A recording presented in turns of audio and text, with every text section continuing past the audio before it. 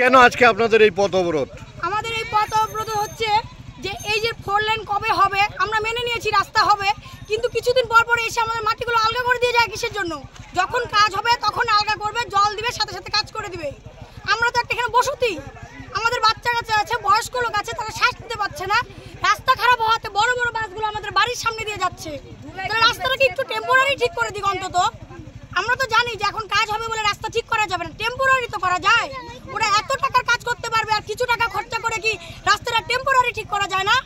আমরা এতগুলো বাচ্চাকে নিয়ে প্রতিদিন টোটো ভর্তি স্কুলে যাই, আমাদের মাথা ফেটে যাচ্ছে। যখন তখন মানুষ অসুস্থ হয়ে যাচ্ছে।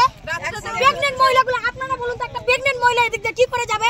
যখন তখন মিসক্যারেজ হয়ে যাবে। কি চাইছেন আপনারা? আমরা চাই অবিলম্বে এই রাস্তাগুলো অন্তত টেম্পোরারি ভাবে হলেও ঠিক করুক। আর এই জায়গাটা যেন বন্ধ করা হয়, এদিকে কোনো বাস চলবে না।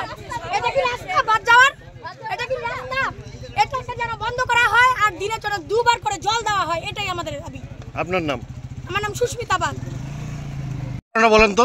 অবরোধে ছিলাম, একটা গাড়িকে বললাম দাদা দাঁড়ান, ওনারা পেশেন্ট কিছু একটা ছিল বলে সাইড দিয়ে বেরিয়ে যাচ্ছিল, আমি সাইডে ছিলাম, লেগে পড়ে গেছি। কি অবস্থায় আছেন এখন আপনি? ঠিক আছে, ওনারা ফার্স্ট এড করে দিয়ে, পেশেন্ট পার্টি যারা ছিল আর কি তারাই ফার্স্ট এড করে দিয়েছে। ওদের কি পেশেন্ট ছিল?